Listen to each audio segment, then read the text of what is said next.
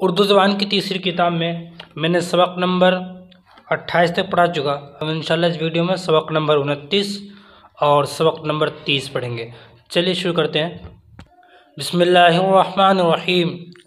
एक ख़त 10 नवंबर 1891 ईस्वी, असकाम, सहारनपुर। अज़ीज़ मन, तुमको याद होगा कि जिस रोज़ तुम सफ़र की तैयारी में मसरूफ़ थे, मेरी तबीयत किसी कदर नासाज थी।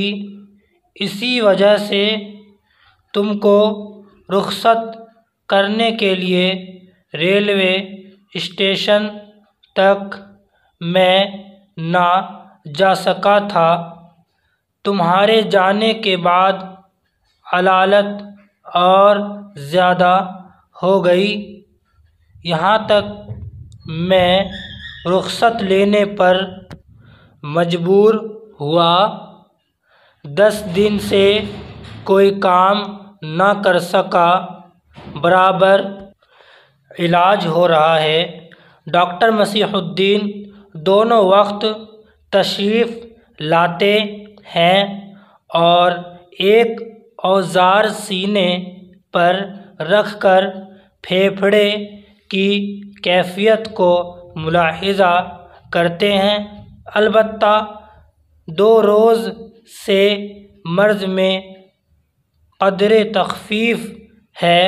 खांसी कम उठती है, शब को नींद भी आ जाती है, मगर मैं नक़िया ऐसा हो गया हूँ कि अभी गाड़ी में सवार होकर हवा खाने नहीं जा सकता।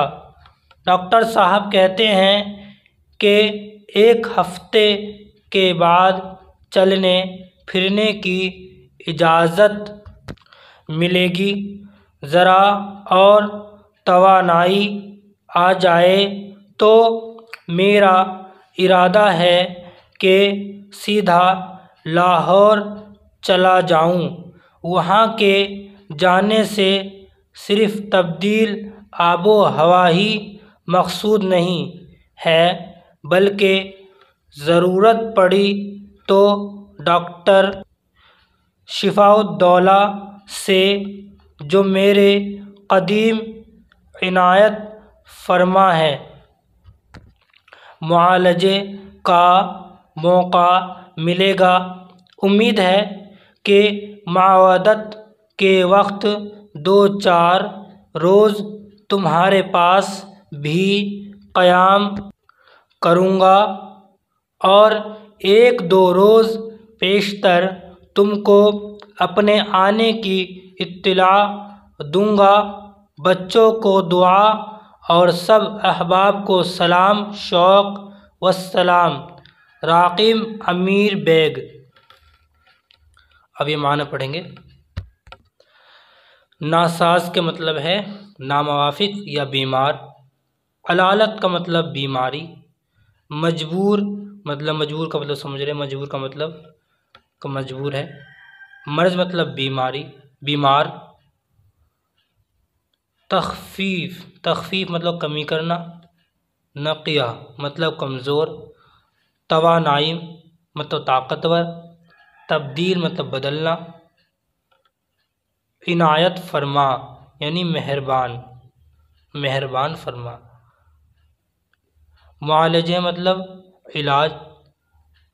अब इसके बाद सबक नंबर 30 पढ़ेंगे। रात।